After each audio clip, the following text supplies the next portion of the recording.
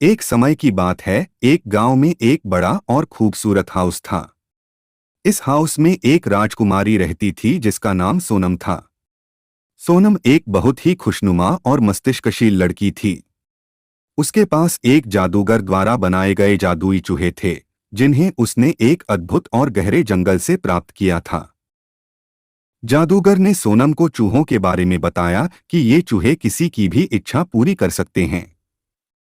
चूहे के लिए एक विशेष कहानी कहनी पड़ती थी, जो इसे जीवित और सक्रिय रखती थी।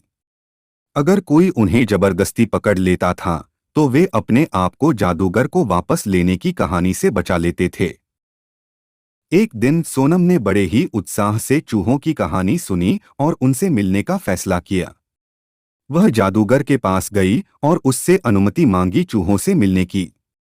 जादूगर ने सोनम को चूहों के पास जाने की अनुमति दी और उसे चूहों के साथ एक छोटे से रूम में ले गया। चूहे बहुत खुश और प्यारे थे।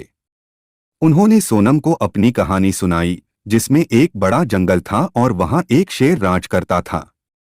शेर ने चूहे के पिता को अपने राज्य में काम करने के लिए बुलाया था और चूहे को राज्य के बाहर अकेले छोड़ दिया था। चूहे ने जंगल में एक छोटा सा घर ढूंढा और वहीं रहने लगा।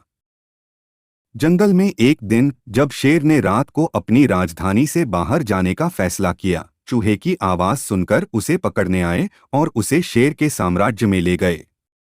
लेकिन चूहे ने शेर को अपनी कहानी सुनाई, जिसमें उसने जादूगर से मदद मांगी और जादूगर ने उसे राजाधिराज शेर से बचाया। जब सोनम ने चूहों की कहानी सुनी तो उसे बहुत प्यार आया। वह चाहती थी कि चूहे उसके साथ घर में भी रहें। जादूगर ने सोनम की इच्छा पूरी करने के लिए चूहों को उसे दे दिया। चूहे और सोनम बहुत अच्छे दोस्त बन गए और वे साथ में खुशी खुशी रहने लगे। चूहे ने सोनम की इच्छाएं पूरी की और उसे जीवन की हर खुशी दिलाई।